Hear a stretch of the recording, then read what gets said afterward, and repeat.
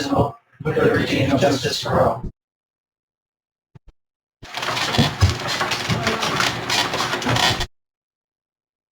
We have the approval for minutes from last month. Yes, second. Just a second. Okay. We'll go into the resolutions for the day. HS1, resolution authorizing the modification Department of Social Services move child care block grant funds from employment and training daycare.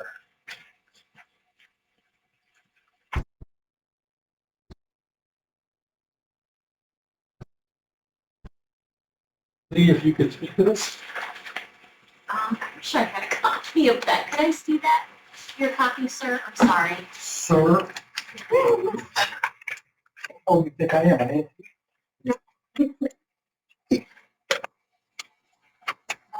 So this is the amount for increase creating the need for funds. Oh wait, is this the one that we just updated? No, this is Okay. the first one, which is a 16. Okay. Movement of funds, basically. Yeah, we have to move, these are mandated programs. And so we are needing to do the increase in the low-income childcare. We're having to move those funds over to make up that difference. I don't know that there's any better way to explain it, really. That would be more involved other than it's a mandated program. It's part of the leftover moving funding training out of the. Oh, is it, Lori, we're moving employment and training funds out of there that were left over? In the past, we would budget a portion of our child care block grant and we would put it into the ETDC budget line, because employment and training would journal it out of there as they expended that money. But now that they're DSS employees, we pay for that out of our FFS. So, it doesn't need a separate budget line any longer. So I have budgeted money into there for that particular expense, but it doesn't need to be, we don't have an expense going to that line any longer. And if you don't move it, Well, Then, can we make a discussion or a motion to? So moved. Second. Go ahead. And if it isn't, then it happens. well, it would just linger there, so we want to be able to There's no move the man's funds land so that we until can, use it. exactly, we want to move it so that we can access it now that they're employees and funding is coming from a different source. So she's just cleaning it up now at the end of the year for budget season. Sorry. Any other discussion? All in favor? Aye. Motion passed. Okay, HS2. HS2 is a resolution authorizing the budgetary modification Department of Social Services legal service expenses. This is for our contracted attorney. So we just renewed his contract, Stephen Arnold. And we need to extend his contract because we have been unsuccessful at hiring full-time employees. Although we do have a prospect on the horizon that we're looking at now as a permanent full-time employee. So there's some light at the end of the tunnel, but it's been a long road for attorneys here with us. So yeah, we're looking to keep him on at least until the end of the year. Okay, we have a motion for open for discussion. Kevin? Second. So basically, since the inability to hire has created vacancy savings, that vacancy savings to pay for the mandate contract. How much we paying them for him for 168.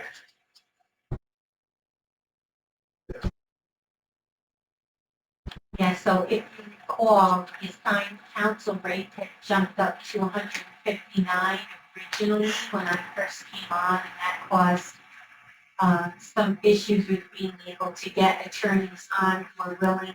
And I think the first couple people that had any interest wanted like 190, 199. That was a little steep for us.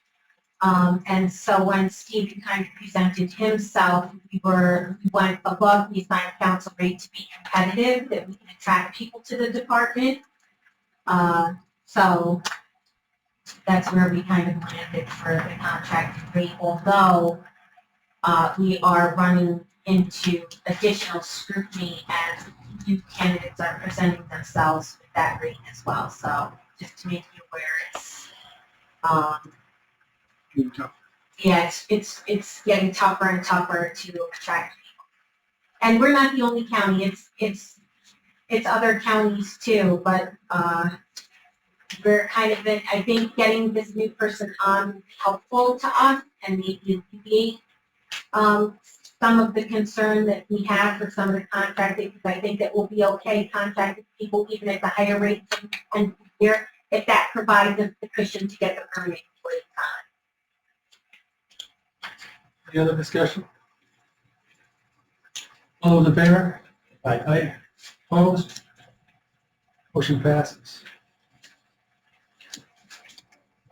Moving on for HS3, resolution authorizing budget modification, Department of Social Services, accept New York State CARE Block Grant allocation for 2006. This is the one that needs to be updating. So they need a motion in the second, and then an amendment can be made to replace it. So this is going to be replaced with a new one that you should have in front of you. Got passed out a minute ago. So we need to do a motion. Section second. And I'll make a motion to amend the dollar amount from $2,245,255 to $1,122,628. Second. second. All those in favor on that? Aye. So I would like to have Lee, if you could talk to what this is about. Yeah, so this is for the child care block grant where this is, I want to clarify that this is the fiscal year October to September. And so I think our original adjustment was made forecasting us to pay out through the end of the year, which includes October, November, and December. And we had allocated for half the year instead of quarter of the year, and that's why we're in an info memo. And that's because in recent years, the program changes and increased caseloads have required us to use a greater share of its allocation. But typically, there is a rollover from year to year that we still have access to. I'm looking at Veronica because I'm looking at her to say, you're you. And so I think our practice has often been budgeted less than the full allocation, so the current expenditure trends indicate that additional funding will be necessary, but we will have enough funds to meet us through the end of the year with only requesting the quarter of the year instead. Motion to open for discussion. Motion second. Discussion. Any questions? Go ahead.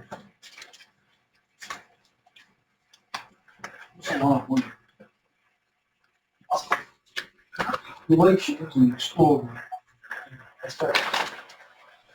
See, according why do we have increased the case rates? I think in recent years, due to the increase in how Lori may have been projecting this bottom line. Lori, do you want to jump in here? State changed the eligibility requirements. They raised the income threshold. It used to be, I believe, 185% poverty level, and now it's up to, I want to say, 300%. So there's more families that are eligible. And they changed some of the rules. They raised the rates. They changed some of the rules where we're mandated to pay for more absences than we had before. I didn't hear that. Back a sentence. We paid more, or We are mandated to pay for more absences than we were before. absences? Absences. What's that mean? It means like if I'm a client and my child is going to daycare 5 days a week and we go on vacation for a week, my sitter, my provider can still get paid for that whole week. It would just be considered absences. Whereas before we in our county had opted to do 20 absences a year, the state is now mandating 8. it makes a big difference, Oh, absolutely. a real big difference, because think about how many working days there normally would be in a month. You're talking about almost 3 to 4 months worth of absences that we could possibly be paying for. Not saying that's what all the increases are, but used to be we could cut it off and say, oh, we're just not paying for that any longer once they hit the max. But now that max has been extended and we almost never hit that max. The rates did go up. We do have more providers because the state has been funneling money into helping people become providers, which is good. But probably the biggest change was the income eligibility rate. Instead of being at like 185%, it's like up to 300%. And that really made a huge difference. At the same time, the state did, You gotta talk a little louder than that. at the same time, the state, make those changes, though, they did also increase the allocation that they were giving to the counties pretty drastically. Correct. And in fact, right now, currently, there is even an additional allocation that the county will be eligible for should they exceed their grant that is currently in place, the one that expires at the end of this month. So if they were to exceed the allocation that they have there that exceeds at the end of September, they would actually be eligible for an additional grant, but you have to exceed your grant to receive it. Now, let me, I'm just pull up on board from Tunnel here. You said that it increased from 185% of what? Poverty Poverty. level. And then it went up to 300% of the poverty. I believe that's exactly what happened. Well, that's one heck of a big raise. I mean, Over, that's more than what the unionized people are getting by light years. yes, over the course of approximately a year to 6 months to a year, the state and federal, part of it was federal mandates that the state passed through. But the state did change the eligibility requirements. They also mandated a 12-month authorization period. So if I go in and I'm eligible today, I'm eligible for 12 months. Regardless. But you do a great job. But keep in mind that money comes from us. Regardless of how you look at it, it still comes from our pockets. Correct. So it's, Be it state, federal, local funds, it's all ours, yes. You won't discuss that today. Do you have a breakdown of what the federal requirement is and what state went above? Or I may have something at the office. I'm curious to see what that is. You haven't had a chance to see. Yeah. Okay. Go ahead, Pat. Bill, how much of this, this item is local funds? None, so it's all, and I understand it's still And it's taxpayer still- funded. Yeah, it's still But- federal taxpayer. But this time it's funded. entirely, At this time, a single county has never. because I think there might be some confusion between this item and the transportation item that we had to add a significant amount of local funds. Yeah. Yes, There's local way. so these are two separate distinct items. Anybody else? And it will be covered, you said if it's expended, it'll still be covered. If they expend their current allocation, Yes. that expires at the end of September, there is additional money that's being set aside that is going to the counties. Their allocation. Yeah, it does not, it's an additional allocation for this year. The state's letter that I read said that they will hand it again in March of next year to decide if there's additional allocation again for the end of fiscal year 2026. Any other discussion? All those in favor? Aye. Opposed? Opposed. Okay, motion passes.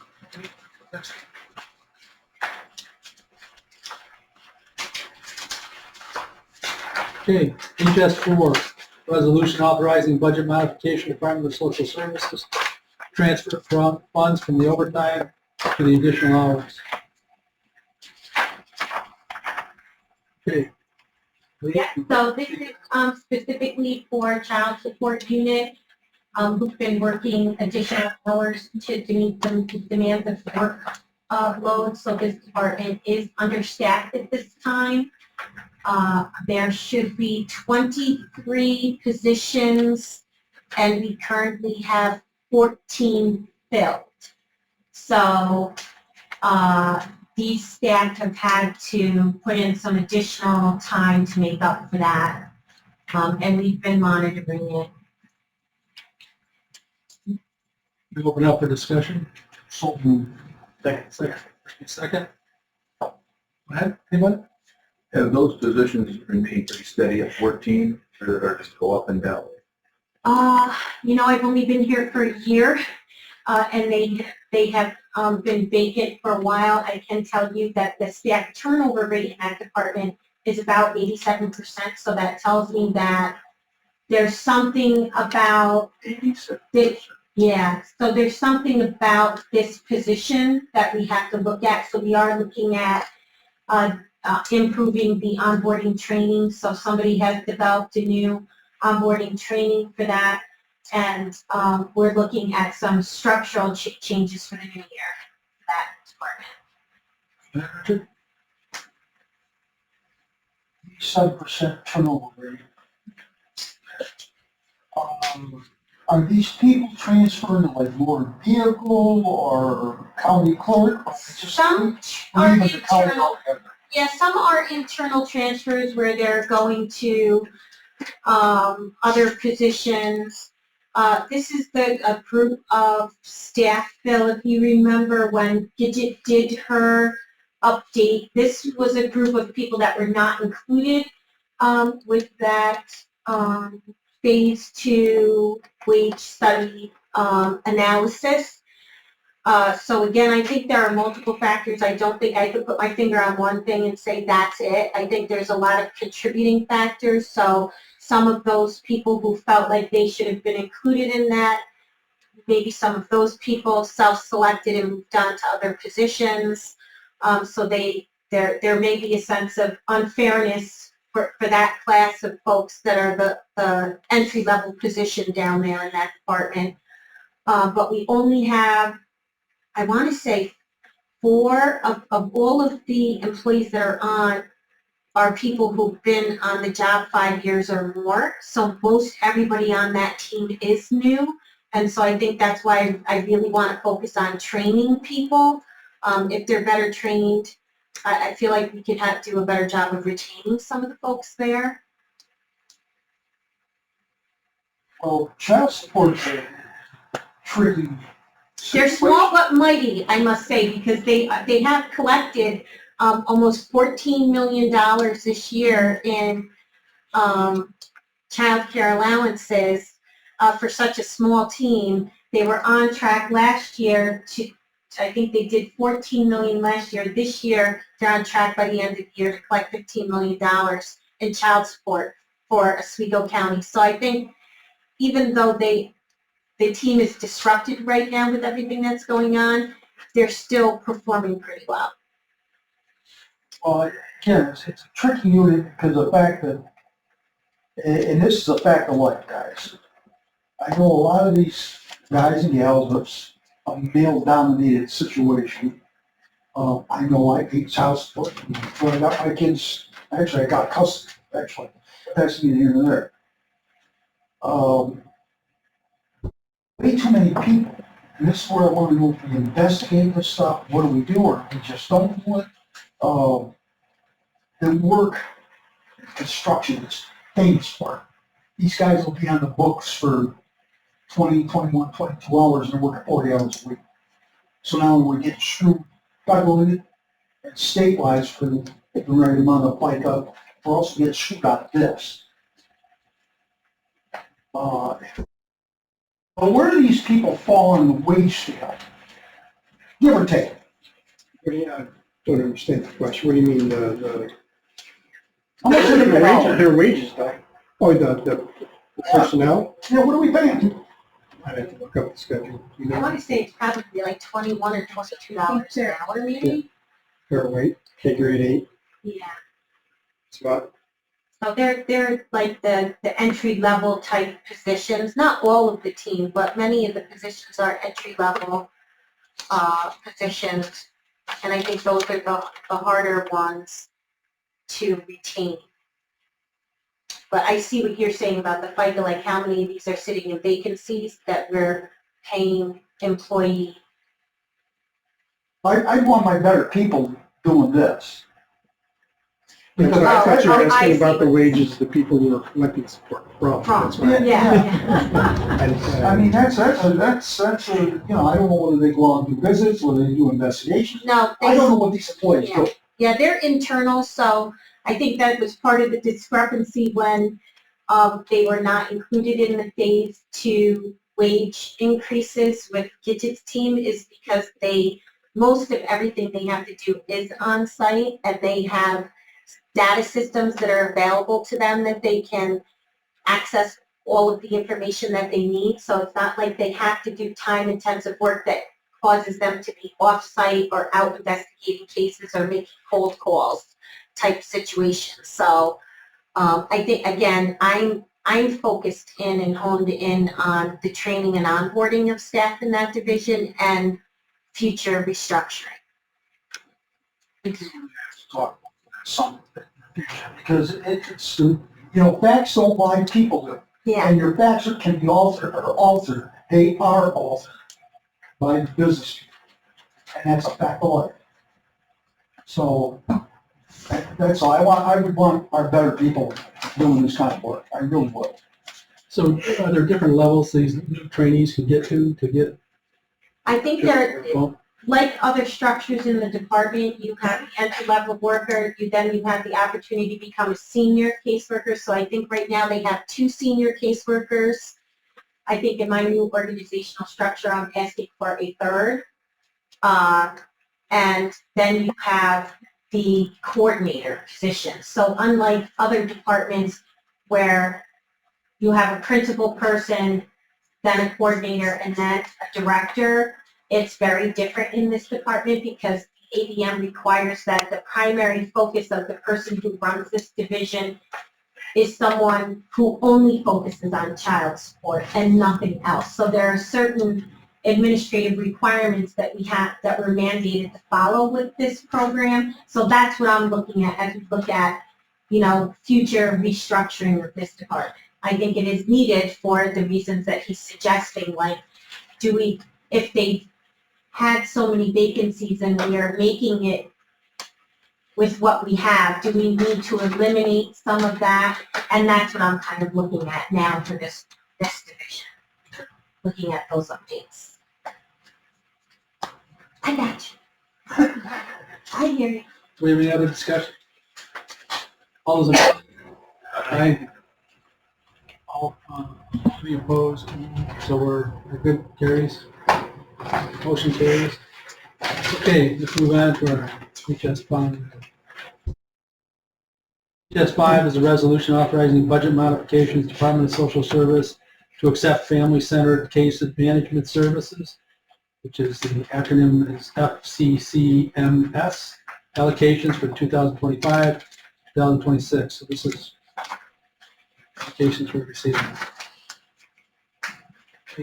Lee, if you want to speak to this. Yep, so this is for temporary assistance for needy families. Again, this is to ensure that we can maintain appropriately the credentialed and experienced staff who are having difficulty stabilizing their household and, sorry, I don't have my pictures on, and transitioning toward greater financial security for the county. Okay, so this really doesn't give me too much information to read into this. I'm sorry, but TANF funds for social services districts. Okay, so we're accepting money for family-centered case management services, and this is, it's explaining that it's going towards credentialing staff to provide case management. Yep, so these are funds coming in, $330,000 for next year's fiscal year. Yep. to lower our costs of salaries. Salary and wage. Okay, so do we have any, make a motion to open for discussion? So, Second?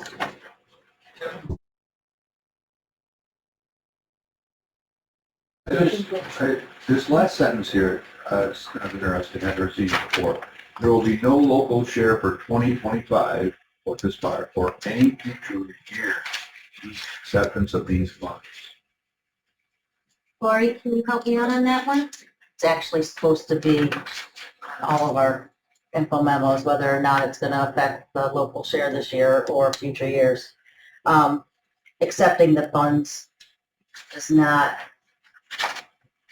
raise our local share this year or next year at this point.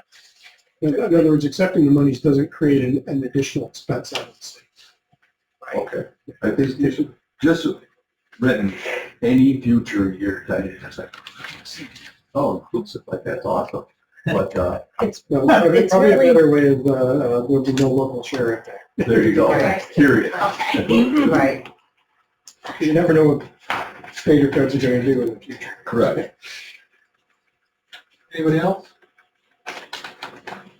All those in favor? I, Opposed? Hearing none. Carries. Okay.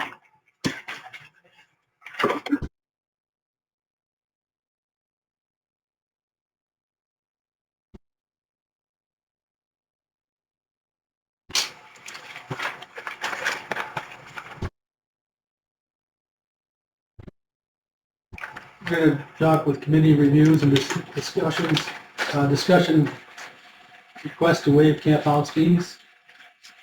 So I received a written request from the senior camping group requesting that we waive the fees for them to use Camp House for their senior camping event coming up in the near future. So obviously I'm forwarding that out to you to take that. So what, can you move that? So senior camping does an event out at Camp House. They use the facility and they bring in seniors to participate in programming. So I don't know if you want to help me on that. Sure. Yeah, they solicit a lot of donations. We do provide the congregate meal for the day's event.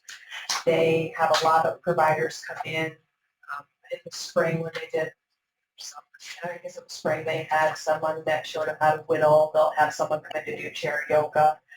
They have someone that does an art program from Salmon River Art Association. So it's a lot of different programs that are going on throughout the day for those, I believe it's 55. It was $200, was that the amount? That's the rate we're currently charging, I guess. Which would be like youth rate. It's a youth rate, so that's what we charge a youth program. In the past, that's apparently the deal that was before my time given to them. Now, is this, what have we done in the past for this? They paid the fee. Creative? They've been paying fee. They charge participants to participate in the day's events, and they really kept that flat to make it affordable for seniors to come in and participate. And my understanding, they're finding it more difficult to be able to continue on at the low rate that they charge for participants with additional costs. Is this a nonprofit that organizes this, or is it just a group? It is a nonprofit. Yeah. Pardon? It is a nonprofit.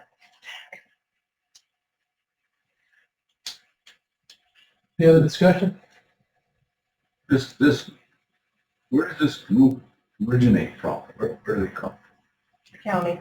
The county residents? Right, but it's a county group that, Jim Fabaya was very, Jim. was much a part of it. And Friends of Camp Hollis, the Office for the Aging, RSVP, we've all come together. Office for the Aging hasn't had as big of a part in it, but we all come together and do the planning, and that happens at the senior event twice in the spring and in the fall. June and September. Yeah, they do it. Are we gonna open up Pandora's box by doing this and have other groups coming in and maybe? Yeah, could end up with all. How often do we rent it out that people would come back, ask to have it waived? Because People always ask to have it waived, but they get the same answer. Take the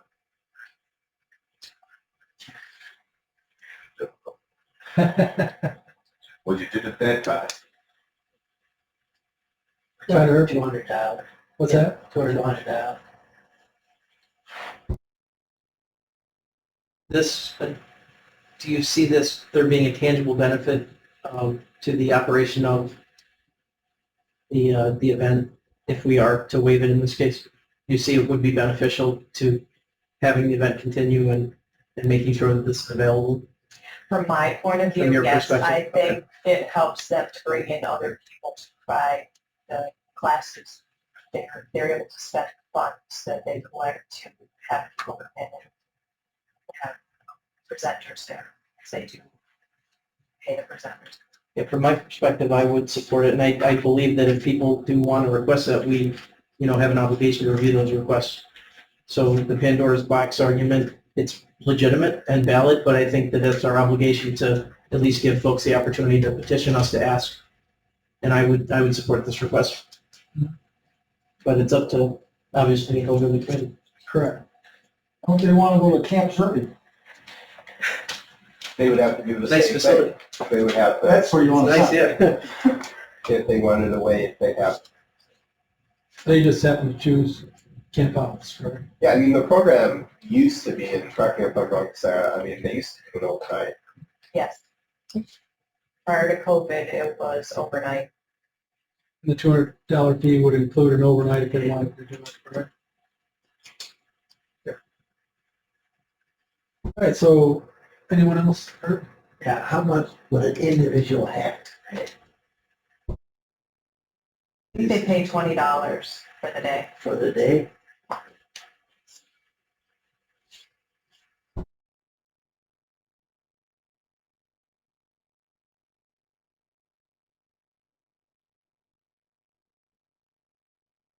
So we need to go ahead and make a vote on this to move it forward.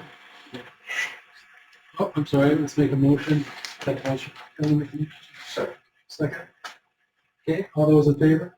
Aye. Opposed? Motion's, four, you need four to pass. Or, you need four to pass. You need four to pass. Four to pass, okay, so I guess we didn't pass this. Okay. Thank you. I will tell you, just as a side note, we do a congregate meal, but they pay the full $4 for the 2 meals they receive for everyone they get the meal. That's one of the few venues that we get full contribution for their meals. How much? The contribution for a congregate meal for the 2 meals is $4 a day. Barely pounds of finance.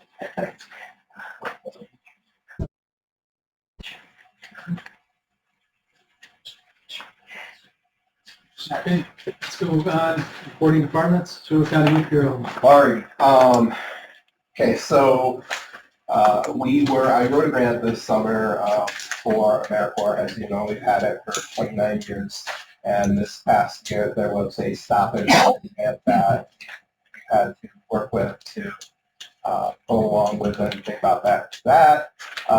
As I put this grant together, I was told that they were going to fund a very small percentage of grants, and good luck.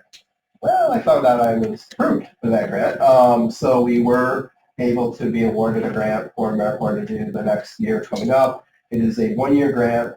It will start in October, and it is a smaller amount of money, less staff, et cetera, but I think from what we've learned in the past, the dependence upon that grant within the community, that not only within the county itself, but a lot of the other not-for-profits, whether it's school districts, different agencies, they depend on that programming. So we were awarded that grant this past summer. We had 25 members at various sites throughout the county that were able to perform service and put in hours to help the community with the mission that we have, fitness, nutrition, and housing. So we have continued to work with that. I also oversee the New York State Youth Council for the Central and Southern Tier.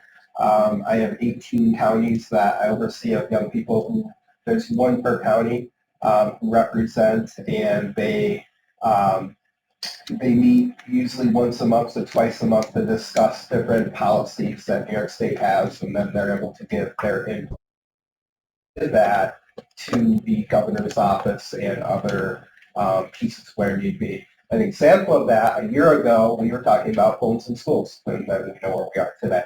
So I feel it's an important program for us in Otsego County. I have Madison Schaefer from Phoenix who will be representing Otsego County. I will bring her in for a review or a wedge meeting to be recognized at some point in time or another.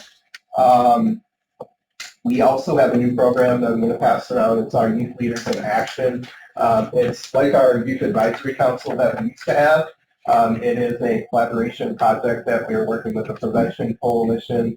They used to have a YCP program. We have a Youth Advisory Council. We have collaborated those two. It is for high school age youth to get together and talk about things that impact young people and more directly in Otsego County and how they can make a difference. The twist I want to put on that, whether it's in the actual meeting here or a written report, I am going to ask them to provide updates to this council.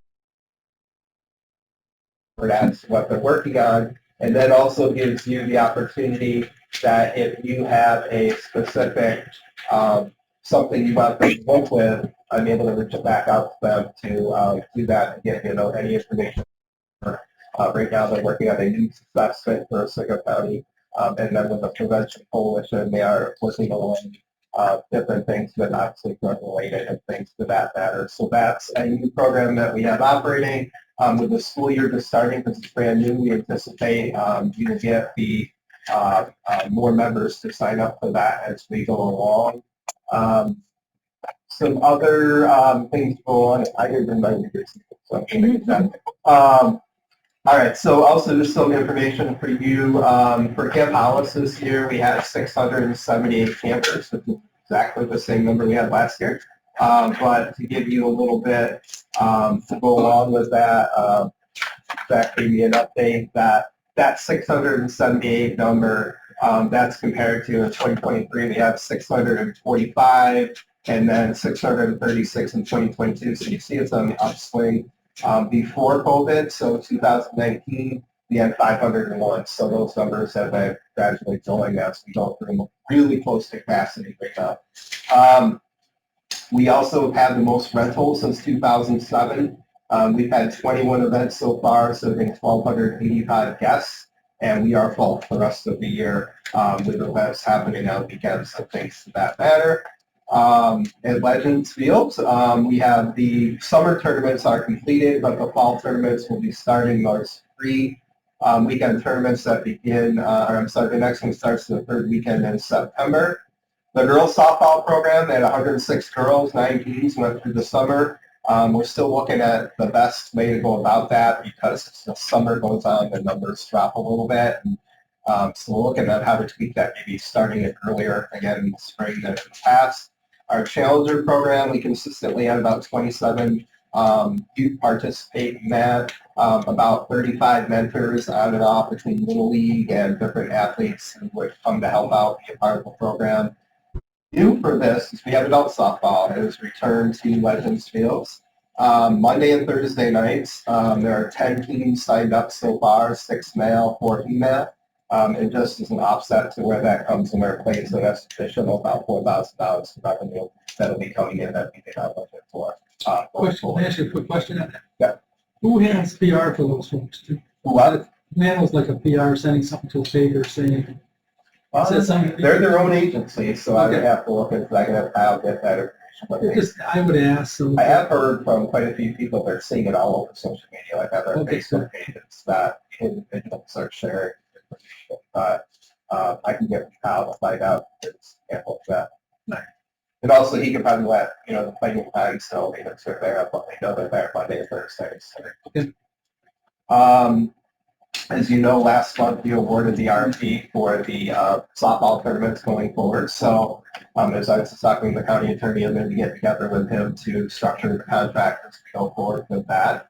We're currently negotiating again with the school district here in Oswego on a contract moving forward. They are very interested in continuing their relationship at Legends Fields. And we have two other school districts who are also very interested at Legends Fields because, like Oswego, they're finding out that their fields are not working and they need to make some changes. And it's like we're all finding out with the cost that happening quickly is not happening to other school districts as well. So we are trying to figure out how we can balance that, accommodating potentially 3 districts next year, making sure there's adequate field time for everybody and that they can do that. So we are breaking scheduling down right now, possibly running programming, very long days out there, but we're looking to do that. At Camp Survey, we had a great season as well. We had about 236 campers, which is very similar to last year as well. Every week was close to sold out, or if not sold out. Growing upon that, it's been going well. So there was really no major problems with Survey this summer, which is always good. I did get some news from Phil, probably associated to this, that Dr. Humphrey got to play the disc golf course out the other day. Very pleased with that. I wanted us to know that compared to other courses, it's very well maintained to the fact that not a lot of poison ivy and not a lot of threat of ticks. So that's the endorsement from Dr. Humphrey. So that went well. One of our bigger events is going to be the Trappers Convention. Will be happening September 17th to the 21st. So that's the big event that happens out in Zerby. We are currently working with Oswego State on Laker Youth Nights. We have a meeting this Friday with them to talk about different things. Usually in the early fall, late fall, we do a men's and women's hockey, and then we get into basketball. So we're in the process of doing that. We're also working with SUNY Oswego and Camp Hollis on a fall program that's really new, but there's a psychology class that would like to collaborate with us, and that's something in the very early stages that we're working with them on. I have our trunk or treat flyers here. That'll be happening at the Speedway. We are currently in the process of putting that together. The trunk or treat will happen the 26th. 25th of October at the Speedway, and that will be, again, this very large event that we do going forward. Our Traveling to Arts in the Park program, we had 12 shows this summer throughout all over different places in the county. We still have one more scheduled in October. That'll be at Fulton Fall Fest, so that'll give us 12 shows, serving roughly about 1,600 people. So that's a good program that we use, again, throughout the year. We also did movies in the park with the credit union, so we worked on that this summer. Humberfest Children's Trade, Children's Park. And currently right now we are working on our 2026 funding. We have, between our state funding that we have, and we got increases in almost every line, so we've had quite a bit of applications coming in that we're going through doing at this point in time. It's the early stages. Talk too much about that. And this is our Leadership of Sioux County Youth application as well. That's for, again, high school age students. It's like the adult program. We've run it for years and years and years and years. I mean, I think I ran that program like 15 years ago. So it's been around. It's a great opportunity. They just had a retreat orientation. However, they are still accepting students because I think they're at like 15 right now, and they like to be close to the 20. And we like to have all 9 districts involved, and we don't have all 9 right now. So that first week of school, we'll put it out there this week to next week to potentially accept another 5 students. So pretty busy with everything that's been happening within the county with our really good program. Veteran Services. That question first. All right, Richard. Mr. Chairman, which school districts are looking to use parking spaces? We're looking to use it. Yeah. Mexico and Fulton and Oswego. My understanding is Mexico's fields have not been good for years, and Fulton is going to be homeless because they're doing a capital project to replace it. So really, they're both in need. So we're trying to work with them on that. And we also have City Oswego who will play out there this fall for Plum. And girls softball was out there in the spring because they have natural fields, and the spring we had last year, turf was way better for that. And then men's baseball, it's too small for them, but if we make some changes, they would hope to potentially spring practice there because again, field availability, natural grass turfing fields are very difficult to find. Oswego has already had a contract with us. You're saying that's SUNY Oswego for the men's baseball? They wanted to practice there last year, but this wasn't big enough for them. So what do they look for? What's their, Basically, varsity baseball, the outfield's got to be. is it same as high school or further? Oh, you could. I mean, projection of what we would like to do would serve the purpose, yes. Anybody else? Is there talk about extending the fields so the seniors? Would like to extend field 5. Field 5 would be one field we would extend. That would sustain varsity baseball. And then champions could obviously open up their tournament structure to go an age bigger as well.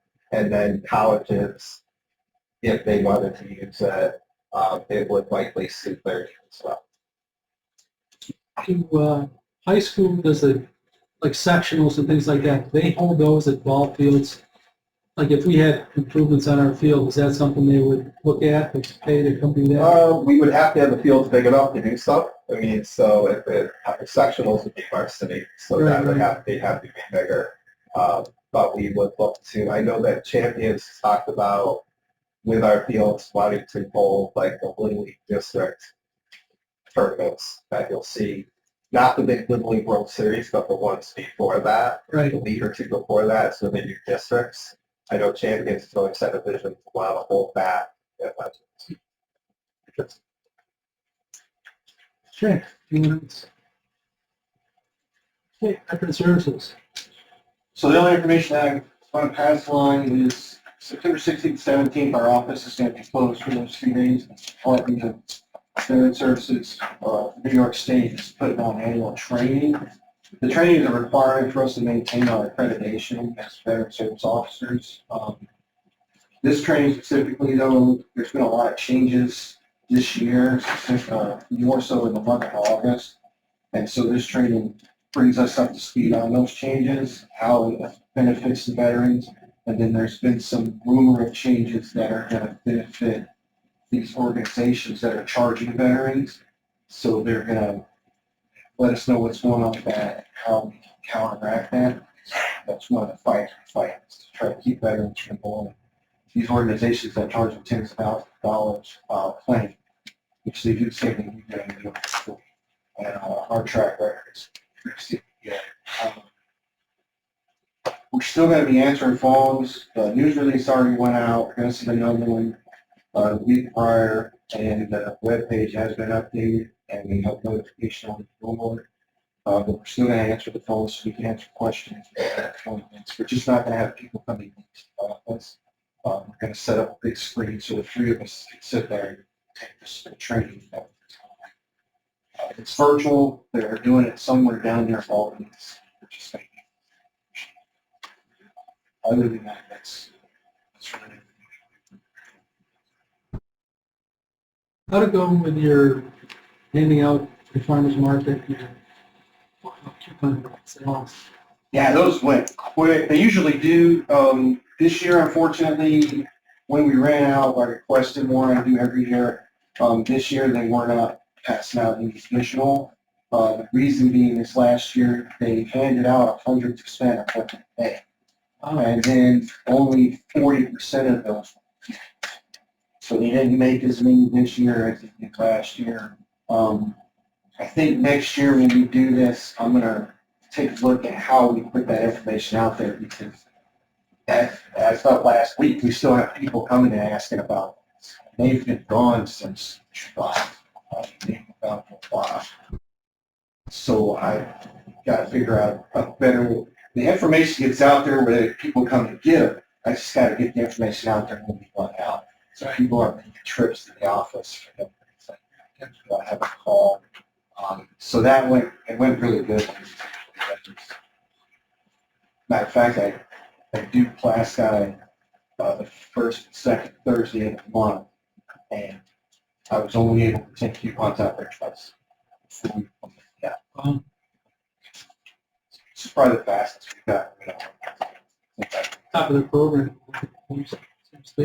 It is, and the benefit of that is it's different than the office of aging. So these veterans that are they're eligible for those to get plus, and ours aren't as limited.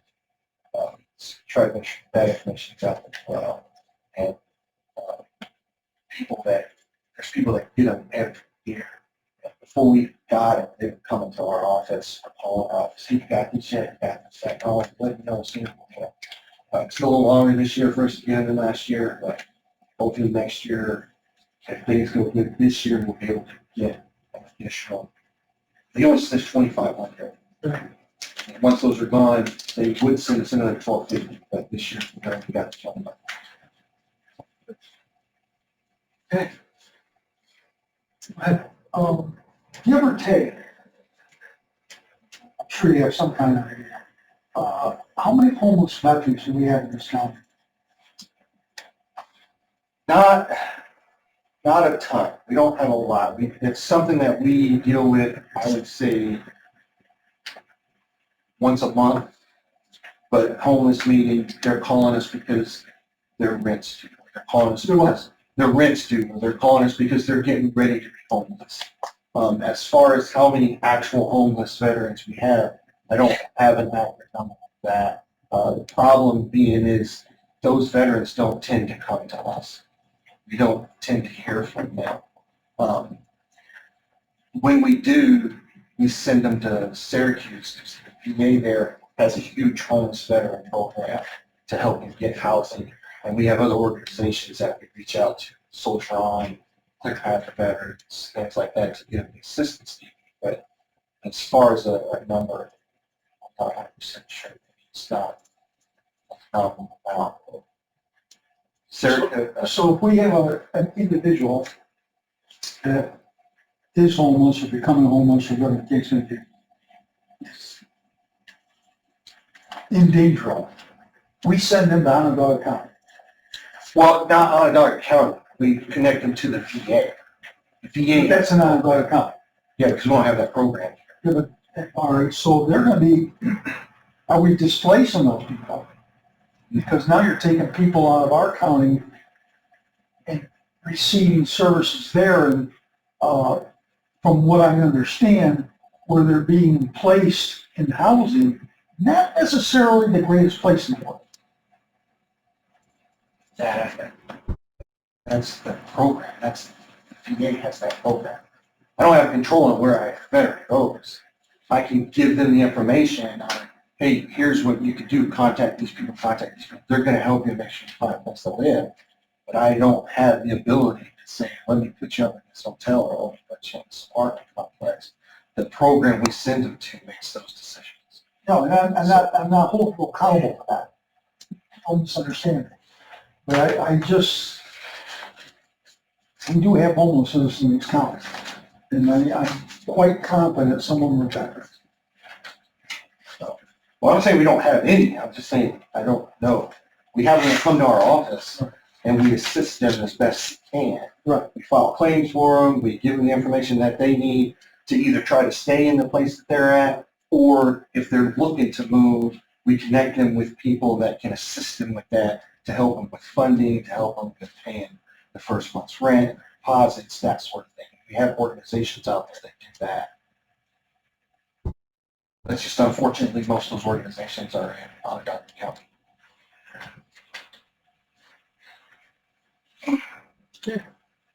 Yeah, Sarah? Okay, so please feel free to send any of your veterans who are looking for your coupons our way, because we still have 300 booklets about available. Okay. Because we received extra booklets this year, and we've never had them this late in the season. So we're going out knocking on doors and asking people to get them in their hands, because make sure that anybody who's eligible does get the coupon booklet. So let them know. We have been out around in the community numerous times. We have our community hours that we always have the farmer market coupons when we're at our community hours. Anybody that can't get into our office or attend one of those, have to call our office. We'll make special arrangements to get the coupon booklets to them. Once they have the coupons, they do not have to be the one that goes to the market to purchase the fruits, vegetables. They can have somebody else go on their behalf. So please, if you know of anybody that they think that might be a deterrent to get the coupon booklets, they can have somebody else purchase at the markets for them. Because we don't want to turn it, we don't want to send it back. So it's the coupons are only good for this season, so the more we can get out, the quicker, the better, because the markets will be closing for a while. So please get the word out. Our senior picnic was at Camp Zerby, and thank goodness of all the days this season, this summer, it was a cold, rainy, wet, blustery day, so we were very happy to have inside with walls completely around us at Camp Zerby. We did have 39 participants take advantage of the busing that the mobility manager put together for us, so that was almost half of our participants, because we had 86 seniors that actually came that day. I think we had 102 that had reserved, but I think with some people didn't know where the venue was. They had never been there before. With it being rainy and cold, they decided to just not go. So, but that was still a very good number for our picnic that day. Early outreach applications are going out in the mail this week, so we're gearing up at our office staff to start getting those applications in and to start processing them so we can get them over to social services, so they'll be all set when it actually opens later in November. I would, though, throw out there that's not on here. We are finding a hindrance. We know that we're going to be getting people walking into our office with this, which is not a problem. We've always had walk-ins. We also have open enrollment that's starting in a very short period of time. Always get a lot of walk-ins for that. There is not a sheriff at our new entrance, so that door is locked. So people coming to our office have to go down to the health department main door. We have to walk them down the hall. If there's any way that we can get the sheriff's deputy at the door, it would greatly be appreciated. We can't just open the door to have it unlocked because public defender is there. So Which door are we talking? the new entrance, it's not labeled It's on, yet. it's on the north side? Yes. Okay. There's a beautiful setup for the security personnel to be there. Much nicer than at the other end of the building, but it is going to be, it already has been a little bit of an issue for us because we've had programming in our space and we have to have staff stationed at the door to let people in if they access that door on accident, because they're all instructed to come to the health department. So we have people on either door, at the health department to walk them down to our office and at the other door to let them in. So that, like I said, it's just sooner rather than later, and I understand that there's issues with getting a deputy there only because there's a shortage of staff and personnel. If some other office can share something with us, we would really, really appreciate that, because we do get a lot of foot traffic. with the HEAP applications as well as insurance counseling. The appointments for scheduling, we started scheduling appointments today for insurance. So it's just, I put it out there in the sound waves. So is it, now when they park, do they park in that lot that has the dead end to it? Or where No, do they park? we try to get them to park right in the front. Okay. Staff move their vehicles as much as we can so that it has. There's parking right in spaces. front for that building? Okay. There is parking in front. That's something else I'm gonna ask, just if I can get some signs that say, one day parking only as well, because we do get a lot of, I mean, there's a lot of public defenders too that park right there in front of them. Sheriff and I did talk about this during the budget meeting. The issue is not being able to fund it, but the issue is it doesn't have people available Staff. for positions. So, yeah, so like I said, I'm just putting it out there in the vibes and the word to see if we can get somebody there. Our next evidence-based program is Powerful Tools for Caregivers. It's going to start Tuesday, September 30th, and that's a 6-week program. Talked about Medicare open enrollment. So last year we had some hurdles. You know, we were in temporary space, borrowed space, and we're so happy for everybody that opened their doors, Nicole and Brian and Vera at the health department. So now we have our staff to be able to, in their own offices, so confidentiality won't be an issue. But last year we also lost a person in the middle of it, but we still assisted 359 unique individuals over 469 hours of counseling during open enrollment. So we're able to get a lot accomplished with the hurdles that we had. So this year, I'm sure we're getting even more accomplished. Stepping on, we are working with the health departments. That is a falls prevention program, evidence-based, 7 weeks. That starts October 8th in our space. And I have had 8 of my staff go through mental health first aid for older people because we're finding there's a lot of instances where people call us and they get very agitated or upset very quickly, whether it's whatever's going on in the world or they feel they've been slighted. So I know my staff go through this training to know how to address and bring the conversation down. I have 8 more that'll be trained on October 9th, and we do have space available, so if anybody else, if anybody they want to send to it, we have space in our new area to accommodate an additional probably 20 people, if anybody's interested in sending anybody to that. We received notification that our unmet need funding, as we all know, the state had received an additional $50 million. Of that, we were told our allotment was $458,275. So that brings our unmet need money for the 25 into 26 year to $765,883. So that $458,000 we are not going to get spent by March 31st. It will be able to be rolled, so it won't go away, but it'll be rolled into the next year in April beyond. And I'm told, because this was part of the executive budget, this is the governor's budget, this money should be coming every year. It's not 1 year allotment. So we're looking how we can utilize the funds best in our community. Again, probably thinking with the potential increase to our home delivered meal costs, there will be some of that money to cover that. But also we're looking for a lot of our people, they have come to us for ramps and we haven't been able to provide ramps.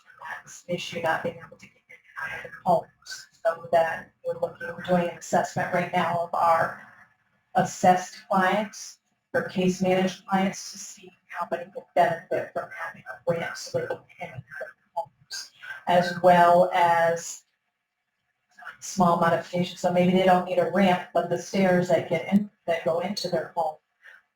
We repair, because we have a number of home delivered meal drivers say we can't get in to deliver meals because the stairs are so such poor repair. So we're looking at that and any other repairs that we can do as well, so that again the person can see. As well as we've been using that funding for senior home care, we'll continue to do that as well. So someone gave them 6 hours, but they really need 10 hours a week, so now we'll be able to increase the number of hours that they have as well. So, but that'll all come with, there's a budget modification.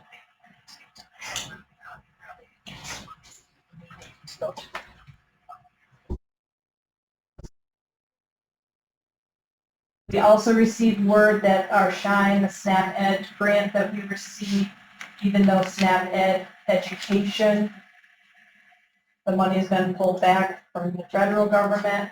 We were told that money that the state had allocated, any that was not spent through the grant year, which ends September 30th, they're going to allow them to roll it into the next year, so we will have funding for 2026 to continue doing the SHINE SNAP Ed. Might not be as much, it'll look a little different. We have not been able to spend all the money we've been granted anyway. It's very particular. We could spend that money for. Our registered dietitian that's doing the training is coming in at a lower cost than maybe some other areas of the county. She's been able to do the work very efficiently, so hopefully the amount that we do receive will cover what we normally spend anyway. The last item is the Senator Ryan Senior Health Fair is at the Lake Ontario Event Center on September 23rd from 9 to 12. So if anybody that could benefit from going there, it's great information regarding senior services, health services. The only other thing I wanted to just follow up, at last meeting, I felt that I didn't answer your questions effectively regarding delivered meals. So I did have staff get some numbers together for me, so I felt a little better about the information I provided to you. So this is a snapshot of one day for home delivered meals. On this particular day, we served 507 people. So with home delivered meals, I get 2 meals, so that would be over 1,014 meals is what is going out the door that day. Of that, 77% are over the age of 70. 12% are 90 to 99. 27% are 80 to 89. Of them, 34% are they're 100. Less than 100% of the federal poverty level. 62% are less than 150% of the federal poverty level. 82% are less than 185% of the poverty level. So 18% of the people fall above 185% of the federal poverty. Those that are age 60 to 69, we have 117 participants. So a majority of our participants, again, are elderly. Because they're still elderly, they fall within the guidelines. It's 117, age 60 to 69. Of them, 82% are less than 150% of the federal poverty level. 94% are less than 185% of the federal poverty level. So that leaves 6% that are above, or 185 or above the federal poverty. As part of our assessment, we have to do a nutrition screening initiative, which screens for nutritional risk. 72% are at a high nutritional risk value. 26% are at moderate and 2% are at low. So only 2% fell at the low nutritional risk. 50% live alone. 24% live with just a spouse. So then health issues. 23% have 10 or more health issues. 48% are between 5 and 9, so 71% have 5 or more health issues that they're dealing with. 29% have 5 or more assistive devices, cane, walker. 37% have 5 or more instrumental activity of daily living assistance needs, and those are cooking, cleaning, grocery shopping, managing their finances, managing their medications. So they really do, they're people who need assistance. It's not just someone who lives in a beautiful house and they know they can get a free meal. They may live in a beautiful house and they may get home delivered meals if maybe they just returned from the hospital and they don't have anyone to prepare their meals, or they can't prepare their own meals because they have a cognitive issue. So I'm not saying that there's no one that has living in, that appears to be living or be able to contribute more, and they may contribute more because they might have more financial stability, but there are a lot of people that are very low income that aren't contributing, and so it kind of balances out with people who have a little bit more funds. But I wanted to just, because I didn't feel I gave you good information about really the people that we are serving with home delivered meals, so I wanted to just give you a little information.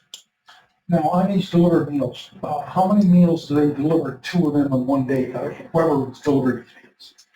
Most all meals, everybody who gets home delivered meals are getting 2 meals a day. That's the program. So they're getting the bigger meal and then a light dinner meal, like a sandwich meal. So they're getting those 2 meals a day. Sometimes they're getting 4 meals because their route might be closed one At day one of the time. week at one time, right? But it would be 2 days worth because they get the 2 meals a day. I know a guy in United Colleges, he's fairly long, that's near there, because he does have health problems. Just 1 a day. I mean, he Some gets like, counties only do 1 meal a day, that's so all that's right. always an option. now, one more quick question. Doesn't Arise still do unless they disappeared, Arise used to do the ramps. Yes. They do still have a ramp program, and we do have ramp pieces there. We're going to be going over to do an inventory of what pieces that the OFA owns are available over there. Because what I have found, and it's neither here nor there, but I used to keep buying, selling houses for a while. Well, that's neither here nor there. If somebody passes away, I'll use that as an example, or they become nursing home and need, okay? That ramp never goes away.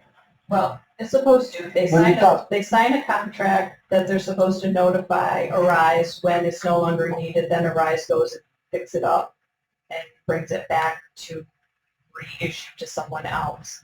That is a concern that Arise has, that they have said, and they've said that to me, that many times if they aren't notified of it, the family might scrap it because it's aluminum, or they might sell it themselves. They sell it. Many times they don't get the ramps back. So our ramps, we have it, we follow up with the people, do you still need the ramp? Do you still have it? No, that's not your ramp, it's temporarily because of the cost of it. Is a lot of things we purchase and we can give that to them, but a ramp, it's not something that we can just give Oh, them. that's fast. Yeah. So, but they do, like I said, we're going over to do an assessment of what we have because we think there might be some. We're going over to do an inventory of all of our ramps. That's something that I wanted to have a conversation with you, Phil.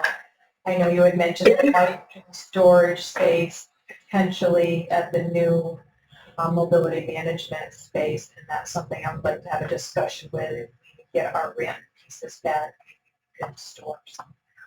Because I do have a concern. Okay. Are you sure that Arise is going to continue to do ramps? They have said that yes, that they are.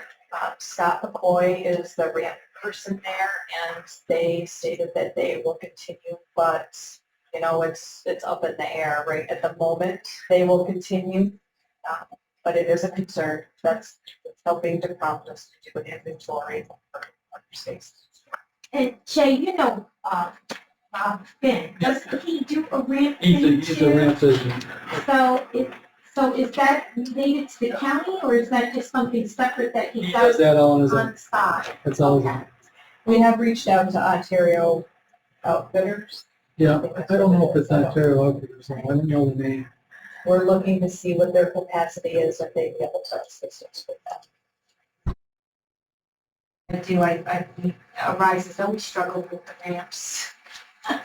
Well, I think when, you know, Legislator Karasik did a great job when he was in charge of that over the Rise, when it was taken off his plate, I think. Something fell through the cracks.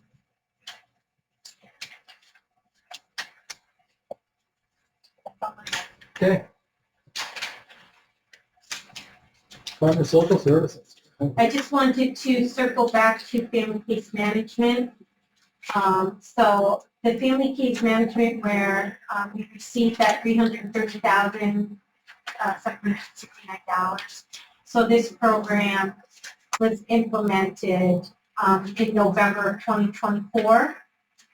So the first staff was hired on November 25th. 2 case managers were hired in January and February of this year, and 1 community support specialist was hired in December of last year. So they have a team of 4 people. They have a total of 53 adults across 40 households, including 61 children who were enrolled in that program.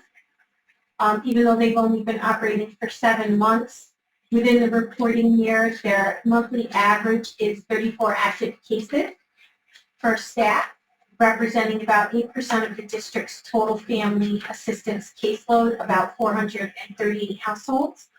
I think this demonstrates strong early uptake and integration with broader economic services. The performance outcomes and positive impact is the acceptance rate for this program referrals was a notable 91%, indicating strong alignment between referral criteria and service delivery, so it's matching up quite nicely.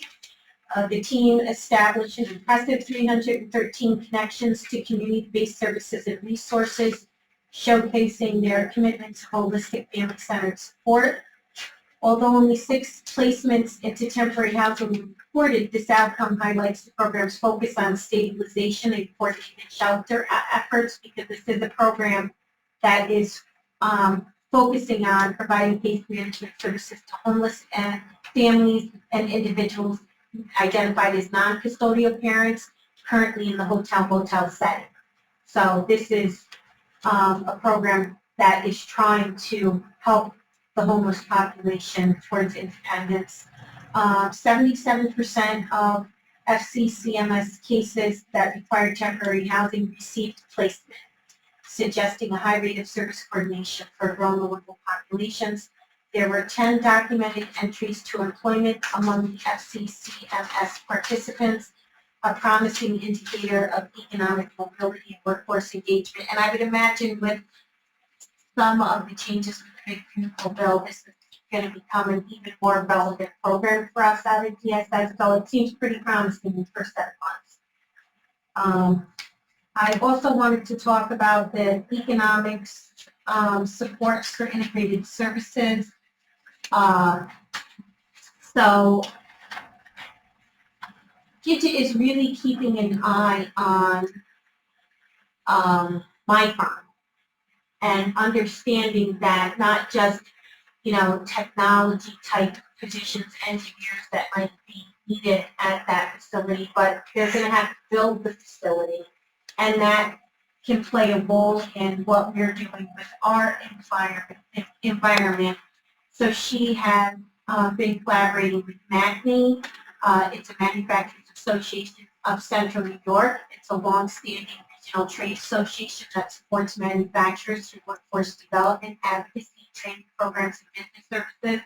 Probably people in the world that I came from are more familiar with MACNY than DFS, but their career initiative refers to their employment training partnership programs. So partnering with people from our DSS funds with manufacturing career pathways. So we have begun a referral program with Mackey Career Initiative. We've also manufacturing and automation training. 11 people signed up, 7 are enrolled and attending. The Oswego Build program, 2 clients accepted, paid training, 10.5 hours per week. Child care provider training, 5 signed up, but there are more pending. The Flex Solar hiring event, clients were prepared with resumes and mock interviews, all attended this event. So active case management for all training participants to address barriers and ensure supportive services. Expanding training pipelines to meet future workforce demands, including micron skilled trains. So I think this is a great, now that Gidget is able to focus on the retention because we made that structural change with adding the secondary director. You know, she's been able to focus her attention on, you know, the employment program and the employment division to be able to get our folks in a career track. So that's very exciting. Other news, Oswego County, we did conduct our Oswego County School District annual meetings. Of the 9 school districts, we did meet with 4 prior to the start of the school year. I think that we will probably look at doing something a little bit differently there. We didn't have as much participation, but I think the collaboration was invaluable for supporting the children in the school districts that work with the Department of Social Services.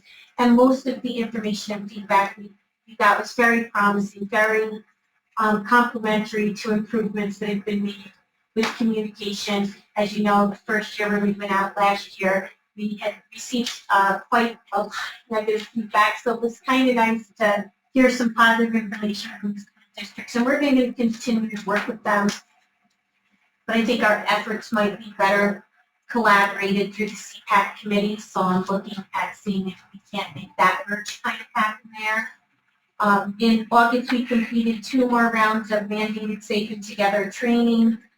Safe and Together training is 4-day training over a 2-week period for caseworkers and senior caseworkers. DSS posted state trainers here in Oswego County versus sending staff out of our Keith County for training.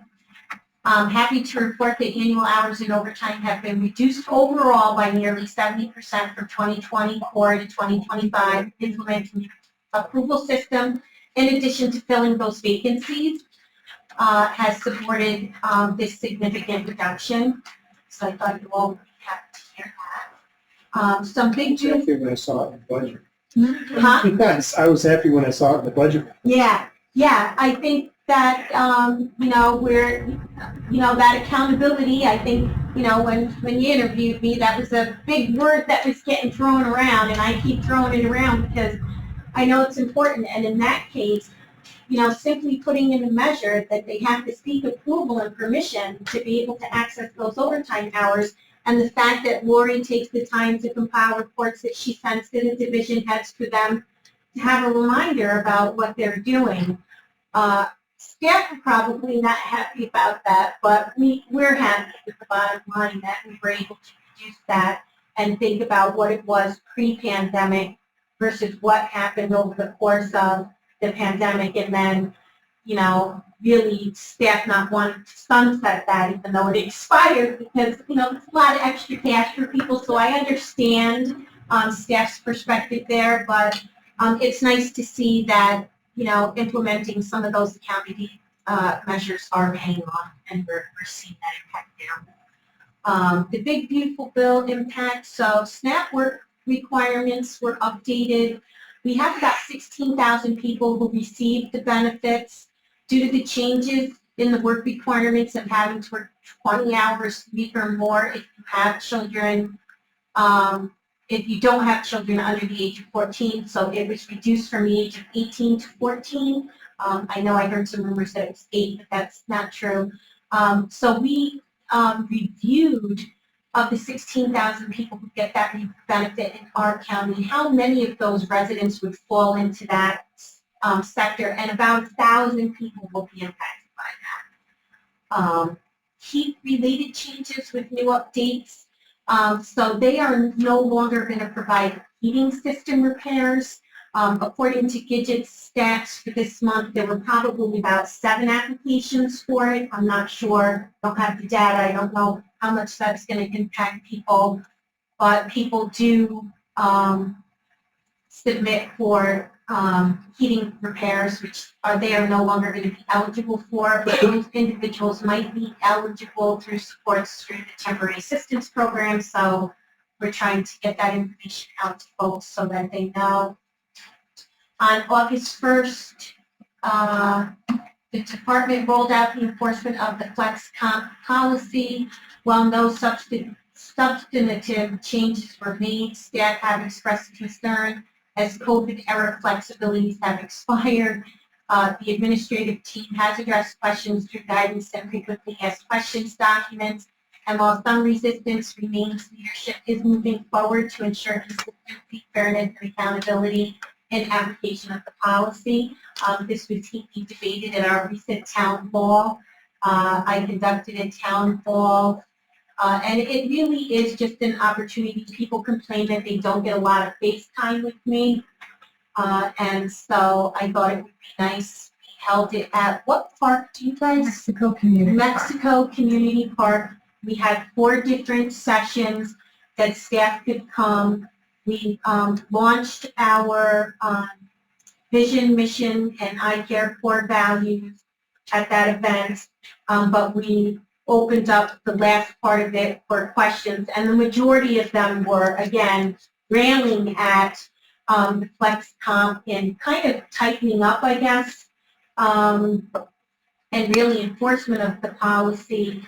I think, again, through COVID, there were more flexibilities that were provided to staff in an effort to retain people, and they just failed to sunset them. And so now they've become this expectation to staff. But I had to note to our folks that just like with the overtime and additional hours, this is impacting it. When people have annual leave time, sick time, and then they're asking for additional hours instead of utilizing the banks of time that they do have, it costs us money at the end of the day.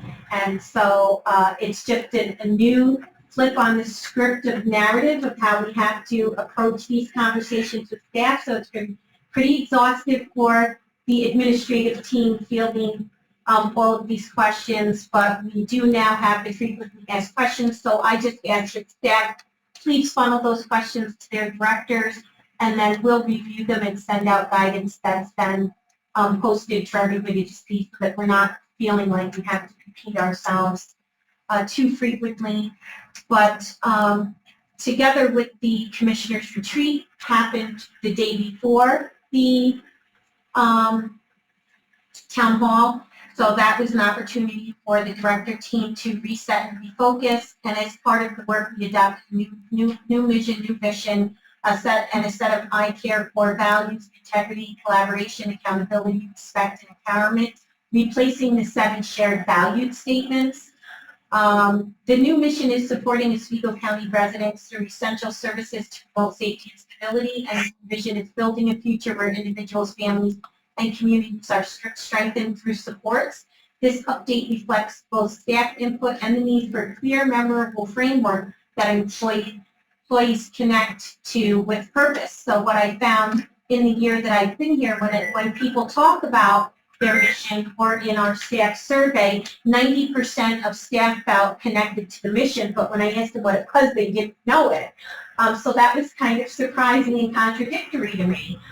People could not name one of the 7 shared values at the event. I was asking people before I announced what it was, and I think that adopting this fun eye care acronym will allow for people to retain some of that information, but also be able for it to feel like it becomes fabric of the language that we use, how we treat each other out there.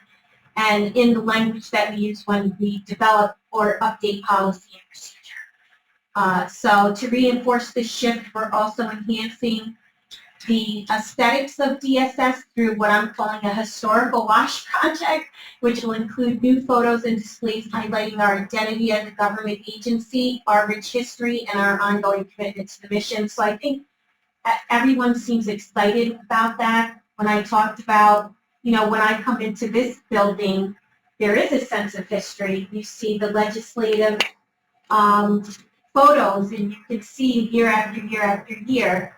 And when you walk into the Department of Social Services, you get none of that historical value. And so I really like to change that. I think it will help start linking and connecting the dots for our staff and even the people that come into our lobby, right? There's nothing of historical value in our lobby that indicates to the community we're serving how relevant and important we are, and I think that needs to change. We've lost sight of that at DSS, and I think that this new framework that we're implementing is going to help kind of bring it all together for us. That's all I have.